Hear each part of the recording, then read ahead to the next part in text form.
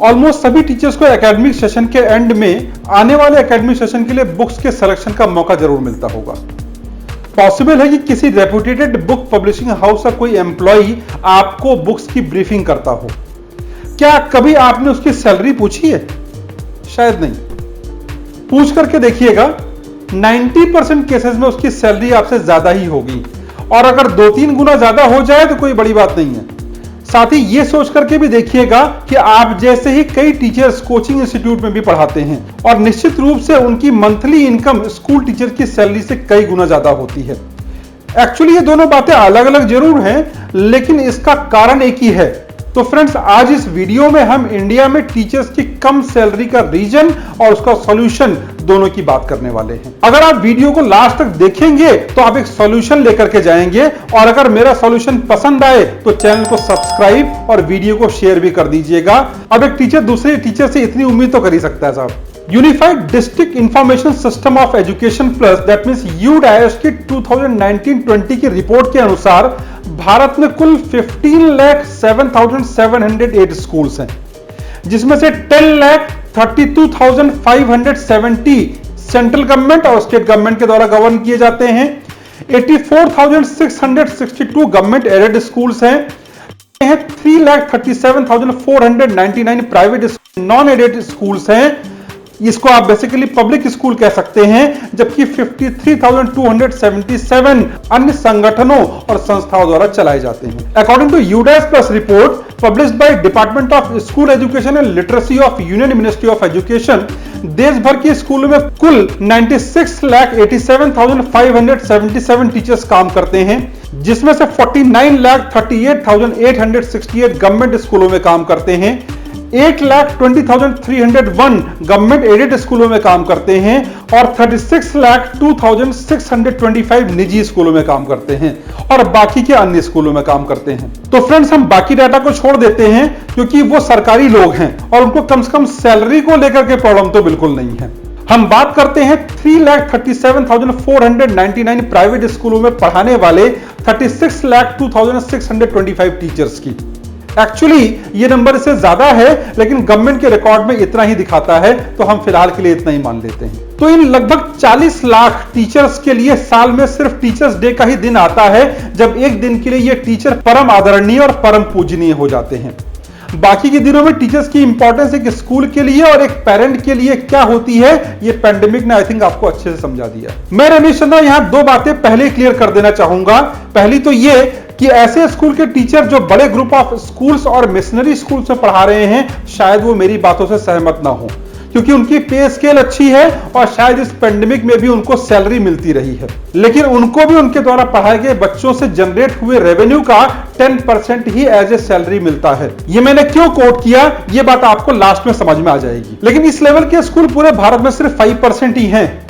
उसके बाद के 15% स्कूल अबव एवरेज क्लास में रखे जा सकते हैं, और बाकी के 80% जो बचे, वास्तव में आज उन्हीं की बात में करने जा रहा हूं, जिनके बारे में एक्चुअली कोई बात नहीं करता है। और दूसरी बात मैं यहां पर यह बता दूं कि वीडियो में दी गई पूरी इंफॉर्मेशन और डाटा मैंने बहुत रिसर्च करके निकाला है, और एजुकेशन फील्ड के बारे में मेरा एक्सपीरियंस भी सफिशिएंट है। यह बताना यहां पर इसलिए जरूरी है क्योंकि यह वीडियो उस विशेष वर्ग के लिए है जो दूसरों को ज्ञान देता है, तो निश्चित रूप से वो मेरे ज्ञान को क्यों स्वीकार करेगा, इसलिए इसकी इंफॉर्मेशन बहुत जरूरी है। शायद आप में से बहुत से टीचर्स का एक्सपीरियंस मुझसे ज्यादा होगा, लेकिन मैं ये दावे के साथ कह सकता हूं कि एजुकेशन के जितने अलग अलग सेक्टर्स में काम करने का अनुभव मुझे है, वो शायद कम टीचर्स के पास ही होगा। मैंने 21 इयर्स के एजुकेशन डोमेन के कैरियर में क्लास नर्सरी के बच्चे को ट्यूशन भी दी है, बोर्डिंग स्कूल में फिजिक्स भी पढ़ाई है, एक रेपुटेड इंजीनियरिंग कॉलेज में असिस्टेंट प्रोफेसर रहा हूं, इंजीनियरिंग के टॉप कोचिंग इंस्टीट्यूट में फिजिक्स फैकल्टी रहा हूं। I am a founder and director of 3 schools and I am also founder and CEO of an edtech startup. अब मैं एडटेक स्टार्टअप का फाउंडर हूं और टीचर्स की बात कर रहा हूं, तो ऑब्वियस सी बात है कि टीचर्स के लिए कुछ एक गिफ्ट भी है जो डिस्क्रिप्शन बॉक्स में आप जाकर के चेक कर सकते हैं। चलिए, अपनी तारीफें मैंने काफी कुछ कह लिया, अब बात कर लेते हैं कि नॉर्मली टीचर्स को इंडिया में कितनी सैलरी मिलती है। एक्चुअली अगर मैं बताऊंगा तो आप में से कुछ लोगों को बुरा भी लग सकता है, तो इसलिए चलिए एक वीडियो देख लेते हैं जो इससे पहले भी आपने कहीं ना कहीं देखा जरूर होगा। इंजीनियर से सीधा प्राइमरी टीचर। इस सैलरी कितनी है चांचन? बोल 5,000। For me that's like $100. मेरे बेटे की पॉकेट मनी तुम्हारी सैलरी से ज्यादा है। जी हाँ, सही कहा गया है इस वीडियो क्लिप में। जो 80% स्कूल जिनकी बात मैं आज करने जा रहा हूं, वहां 5,000 या उससे भी कम सैलरी मिलती है टीचर्स को। तो ऐसे में हम में से बहुत से लोगों की इच्छा होगी कि इसके लिए आवाज उठानी चाहिए। ये तो शोषण है टीचर्स का। तो जिनके भी मन में ये विचार आ रहा है, उनसे मैं ये जानना चाहूंगा कि अगर थोड़ी देर के लिए ये मान लिया जाए कि जिन टीचर्स की सैलरी 5,000 है, अगले दिन से उनकी सैलरी 50,000 होगी, तो क्या सैलरी बढ़ा देने से उन टीचर्स का कैलिबर बढ़ जाएगा? अचानक वो ज्यादा टैलेंटेड हो जाएंगे? नहीं, एकदम नहीं होंगे। और ये बात मैंने वास्तव में टीचर्स के ग्रुप में ट्रेनिंग के दौरान पूछी भी थी, और लिटरली मैंने ये ऑफर भी दिया था कि जो भी अपने आप को अपग्रेड करना चाहता है, कल से उसको दूसरे स्कूल में ज्वाइन करा दिया जाएगा और उसकी सैलरी 25,000 होगी। आप सरप्राइज्ड होंगे ये बात जान करके कि उनमें से कोई भी रेडी नहीं हुआ। वास्तव में उन सबको पता था कि उनके अंदर उतना टैलेंट ही नहीं है। एक्चुअली इस कैटेगरी के स्कूलों में पढ़ाने वाले टीचर्स बाय चॉइस टीचिंग में नहीं आते हैं, वो बाय चांस टीचिंग में आते हैं और लाइफ टाइम अपने आप को इस प्रोफेशन में फिट नहीं कर पाते हैं।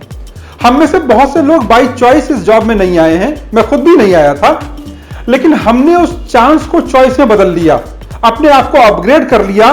लेकिन बहुत से लोगों ने इसको टाइम पास ही समझा, इसलिए आज भी उनका टाइम पास ही हो रहा है। तो फ्रेंड्स, सवाल यह उठता है कि किया क्या जा सकता है? क्या इसके लिए आवाज उठाई जाए, सारे टीचर्स मिलकर के एक जंग का ऐलान कर दें? क्या उससे कुछ होने वाला है? शायद नहीं। तो फिर क्या कर सकते हैं? मैंने वीडियो के स्टार्टिंग में ही दो बातें कही थी। एक एग्जांपल मैंने दिया था किसी पब्लिशिंग हाउस के एम्प्लॉय का। मैं फिर से उसी बात पर आता हूं और आपसे पूछना चाहता हूं कि क्यों उसकी सैलरी आपसे ज्यादा है, जबकि फैक्ट है कि बुक्स आपको सेलेक्ट करनी है, टीचर आप हैं, आपका सब्जेक्ट नॉलेज उससे ज्यादा है। तो ऐसा क्या है जिसकी वजह से वो हाई पेड है? तो यहां सिर्फ एक बात ऐसी निकल करके आती जो उसका पैकेज बड़ा कर देती है, टारगेट। जी हां, टारगेट। उसकी कंपनी ने उसको पर ईयर का एक टारगेट दे रखा है। लेट सपोज कि अगर उसकी सैलरी लगभग 40,000 पर मंथ है, means approximately 5 lakh per year, तो उसके पास minimum 1 crore per year sales का टारगेट होता है। अब आप कैलकुलेट कर सकते हैं कि पब्लिशिंग कंपनी अपने टर्नओवर से हार्डली 5% ही उसको सैलरी देती है। अब आप कह सकते हैं कि साहब स्कूल में सेल्स और टारगेट से क्या मतलब है? बिल्कुल है। कैसे है ये हम बाद में देखते हैं, उससे पहले दूसरा एग्जाम्पल भी देख लेते हैं, क्योंकि कोचिंग फैकल्टी का पेमेंट स्कूल टीचर से हमेशा ज्यादा होता है। तो यहां पर भी एक रीजन है। वास्तव में वहां भी टारगेट ही है, पर थोड़ा तरीका अलग है। उसको आप अकाउंटेबिलिटी या बैच बिल्डिंग रेस्पॉन्सिबिलिटी भी कह सकते हैं। एक्चुअली कोचिंग में स्कूल की तरह बच्चों को पहले एडमिशन लेकर के क्लास में नहीं भेजा जाता है। वहां तो पहले बच्चा ट्रायल क्लास लेता है और कोचिंग टीचर को 20 बच्चों के बैच को ट्रायल क्लास के दौरान ही 200 तक पहुंचाना होता है।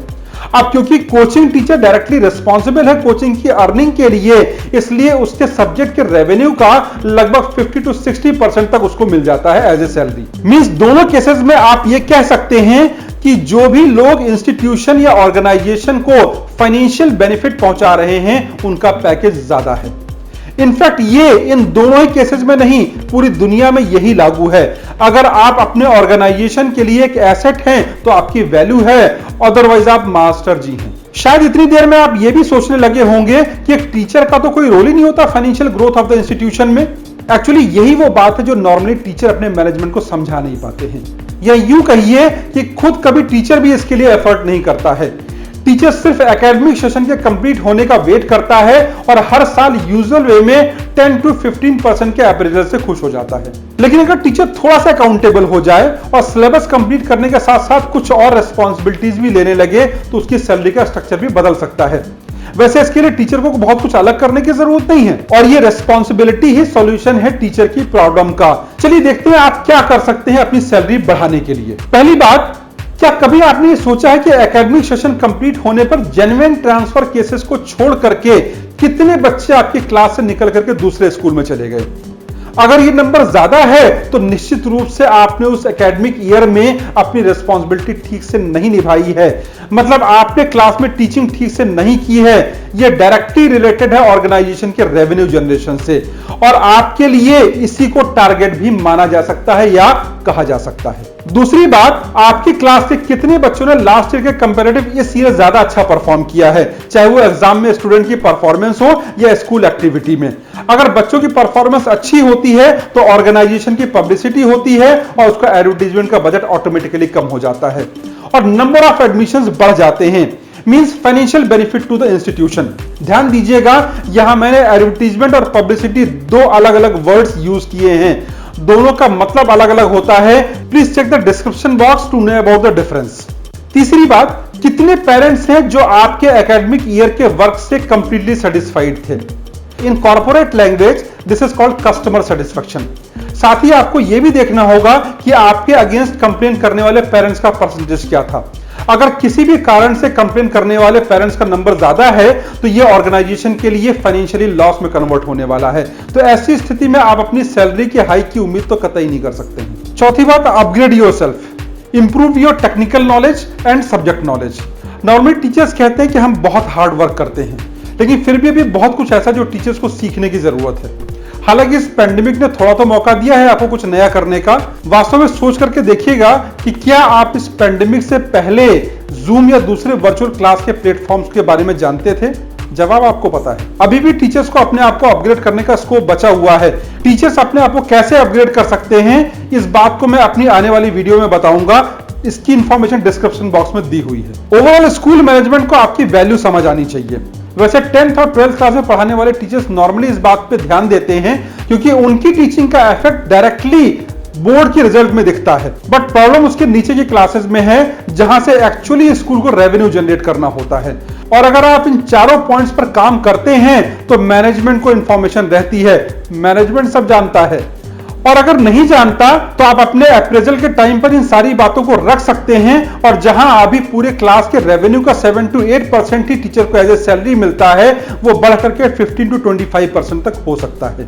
Normally it's a good percentage, क्योंकि किसी भी सेक्टर में टोटल रेवेन्यू का 70% एम्प्लॉय को दे दिया जाए, ये प्रैक्टिकली पॉसिबल नहीं है। अगर आप ऐसा सोचते हैं तो गलत सोचते हैं और हंगामा खड़ा करने से कुछ होने वाला नहीं है। रिजल्ट तभी मिलेगा जब एक पॉजिटिव सोच के साथ आप प्रैक्टिकल सॉल्यूशन की बात करेंगे। वास्तव में मैंने जो कहा वो कोई बहुत बड़ी बात नहीं है, लेकिन वास्तविकता यह है कि 80% से ज्यादा टीचर इसको फॉलो नहीं करते हैं। हो सकता है कि बहुत से टीचर्स मेरी इस बात से इत्तेफाक न रखते हों, लेकिन उनकी ओपिनियन के पीछे टेबल की एक साइड से देखने का नजरिया भी हो सकता है। शायद मैं इस बात को ज्यादा बेहतर तरीके से इसलिए भी समझ सकता हूं क्योंकि मैंने अलग अलग पोजीशंस पर काम किया है और इसीलिए मैंने अपने बारे में एक ब्रीफ डिस्क्रिप्शन आपको ऊपर दे दिया था। मेरा सिंपल से कहना है कि अगर आप एक टीचर होते हुए अपने आप को अपग्रेड कर लेते हैं और इन प्रैक्टिसेस को लागू कर लेते हैं तो आप अपनी वैल्यू बढ़ा लेंगे और एक स्कूल ना सही दूसरा स्कूल आपकी वैल्यू को समझेगा और आपकी सैलरी तो बढ़ी जाएगी। फ्रेंड्स, अगर मेरी बात आप तक पहुंच गई हो तो ताली नहीं बजाना है, वीडियो को शेयर करना है और टीचर्स तक पहुंचाना है।